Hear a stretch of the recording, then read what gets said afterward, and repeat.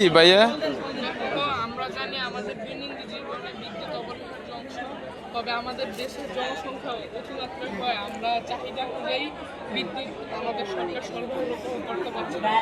তাই বিদ্যুতের ঘাটতি মেটাতে আমাদের অনেকেই সোলার সিস্টেম রেফার করে, বাট সোলার সিস্টেমের দ্বারা আমরা সারা বছর আমরা বিদ্যুৎ উৎপাদন করতে পারি না। যেমন বৈরী আবহাওয়ার সময় বা রাতের বেলা সূর্য আলো না থাকার কারণে হ্যাঁ, হ্যাঁ, আমরা হ্যাঁ। অনেকদিন পর্যন্ত বিদ্যুৎ উৎপাদন করতে পারি না। পারি না, হ্যাঁ। এর বিকল্প হিসেবে অনেকে সোলার অনেকে wind turbine হ্যাঁ, ব্যবহার হ্যাঁ। করে। কি? এর বিকল্প হিসেবে অনেকে বিকল্প wind না, turbine বাংলাদেশ ব্যবহার করে। সরকার এর পরিবর্তে বা এই সোলার প্যানেলে যেহেতু কম পরিমাণে আমাদের বিদ্যুৎ উৎপন্ন হয়, সেহেতু উইন্ড টারবাইনে আরো বেশি পরিমাণে বিদ্যুৎ উৎপন্ন হয়। ও আচ্ছা, আচ্ছা, আচ্ছা, হ্যাঁ। কিন্তু আমরা 2024 সালের ভয়াবহ বন্যা থেকে দেখছি যে উইন্ড টারবাইনও ভেঙে যাওয়ার সম্ভাবনা আছে, এবং এর কোনো নিশ্চয়তা নেই যে ভবিষ্যতেও এরকম কিছু একটা হবে। এবং তৎকালীন রাজনৈতিক প্রেক্ষাপট অনুযায়ী আমরা দেখছি যে বাংলাদেশ সরকার অন্যান্য দেশ থেকে বিদ্যুৎ সংগ্রহ করতে ব্যর্থ হয়েছে, যার কারণে বাংলাদেশের সাধারণ জনগণকে এটার ভোগান্তি পোহাতে হয়েছে। হ্যাঁ, হ্যাঁ। সেই বিষয়টাই আমরা আমলে নিয়ে আমরা হচ্ছে এখানে হাইড্রো পাওয়ার স্টেশন বা গ্র্যাভিশনাল ভোল্টেজ পাওয়ার প্ল্যান্ট সম্পর্কে উপস্থাপন করছি। এটা হলো আমরা যে কোনো সমতল নদী, যে কোনো আপনার বাঁধ বা ক্যানেলের সামনে স্থাপন করতে পারবো। এটি একটি পানির মাঝখানে এটি একটি কুয়ার মতন স্থাপন করা হবে, যার যার স্রোতের দিকে যেখানে স্রোতের বিপরীতে আমাদের একটি জায়গায় রাস্তা করা থাকবে পানি প্রবেশের জন্য, এবং মাঝখানে একটি ছোট টারবাইন থাকবে। স্রোত প্রবেশ করে স্রোতের ধাক্কায় টারবাইনটা ঘুরবে, এবং ঠিক পিছনের দিকে আমাদের পানির ফ্লোটা যাতে পানি যাতে বের হয়ে পাস হইতে পারে, সেজন্য ঠিক পিছনের দিকে আমাদের আরেকটি গেট থাকবে, যার কারণে পানি প্রবেশ করে স্রোত প্রবেশ করে টারবাইন ঘুরে বের হয়ে যেতে পারবে। হ্যাঁ, হ্যাঁ। আর এই টারবাইনের সাথে আমরা জেনারেটর সংযোগ করে বিদ্যুৎ উৎপাদন করতে পারবো। হ্যাঁ, আর হ্যাঁ। যেহেতু এটি পানি ঢুকার এবং বের হওয়ার উভয় পাশের রাস্তায় আছে, হ্যাঁ, হ্যাঁ। কারণে নদীর কোনো ক্ষতি হবে না, নদীর প্রবাহমানই থাকবে, আর- এবং জলজ প্রাণীরও কোনো আর যদি আমরা পাখাটা আর একটু মডিফাই করে বাঁকাইয়া রাখি, তাহলে মাছ যখন ওই পানির ঘূর্ণনের সাথে আসবে ওই সময় যদি ধারালো থাকতো তাহলে মাছ কাটা যাইতো বা অন্যান্য প্রাণী কাটা যাইতো। কিন্তু যেহেতু ওইটা বাঁকাই রাখা হবে, সেহেতু ওই মাছ বা অন্যান্য মাছও ওরকম বাকিয়ে চলে যেতে পারবে, মানে মাছের আর কোনো ক্ষতি হবে না। জলজ প্রাণীর ক্ষতি হবে না। আচ্ছা, যাই হোক, তো এখান থেকে ওই যে এই ফাঁকাগুলা ঘুরলে ওখান থেকে বিদ্যুৎ উৎপাদন হবে নাকি? জি, পাখাগুলো ঘুরলে বিদ্যুৎ উৎপন্ন হবে। মানে এখান থেকেও তো একবার হবে।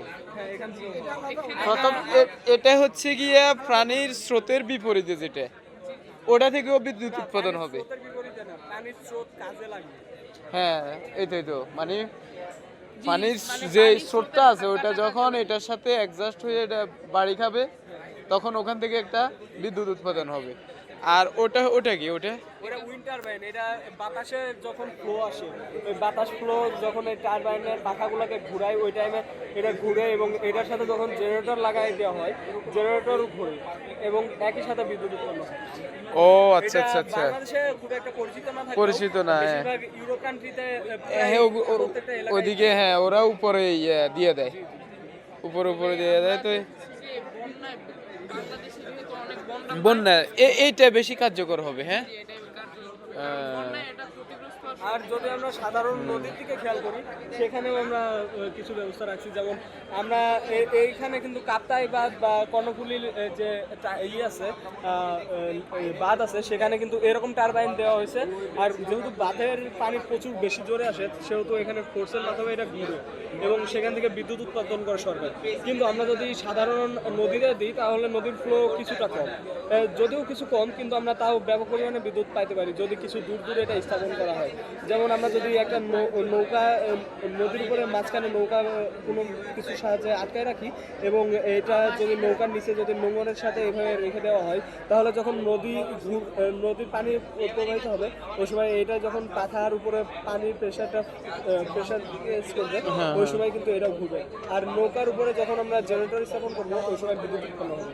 ও আচ্ছা, ধন্যবাদ, অনেক সুন্দর। বাংলাদেশে যেহেতু বিদ্যুতের ঘাটতি অনেক বেশি, বাংলাদেশ অনেক দরিদ্র দেশ, আমাদের দেশের জন্য কিন্তু এটা ঠিক আছে, হ্যাঁ।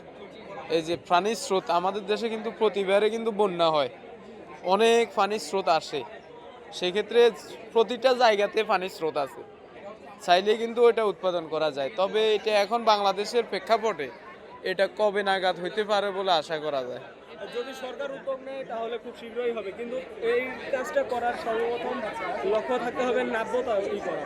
যদি একবার নাব্যতা ক্লিয়ার করা যায়, বাংলাদেশের যেমন বাণিজ্য আগের মতো আবার ফেরত আসবে, মুঘল আমলের মতো, ঠিক তেমনই আবার বিদ্যুৎ উৎপাদন করতে আমরা সক্রিয় হব। কিন্তু যদি নাব্যতা না থাকে তাহলে পানির ফ্লো কিন্তু আস্তে আস্তে কমে যায়, যার ফলে আমরা বিদ্যুৎ উৎপাদন কিছু পরিমাণে হলেও হবে, কিন্তু এটা আমরা কার্যকরীভাবে যে পরিমাণ আমরা আশা করবো সেই পরিমাণ পাবো। হ্যাঁ হ্যাঁ আর অন্যান্য এই যে উইন্ড টারবাইন বলেন বা সোলার প্যানেল বলেন, এই সবগুলোর চাইতে আমাদের যে এই যে গ্র্যাভিটেশনাল ভোল্টেজ পাওয়ার প্ল্যান্ট বা পাওয়ার সিস্টেম, এইটা এবং নৌকার মাধ্যমে যে নোংরের মাধ্যমে এটা ঘূর্ণয়ন, সেটাই কিন্তু বেশি পরিমাণে পাওয়ার জেনারেট করে, মানে কম খরচে বেশি পরিমাণে, তুলনামূলক বেশি পরিমাণে পাওয়ার জেনারেট করা পসিবল। বুঝছি। যাই হোক, ধন্যবাদ, অনেক সুন্দর একটা সিস্টেম, খুবই ভালো লাগলো। হ্যাঁ, তবে বাংলাদেশের প্রেক্ষাপটে এটা কতটা বাংলাদেশে তো এগুলা বিজ্ঞানসম্মতর দিকে মনোযোগ দেয় না। যদি বিজ্ঞানসম্মতর দিকে মনোযোগ দিত তাহলে কিন্তু বাংলাদেশ অনেক আগে যেত।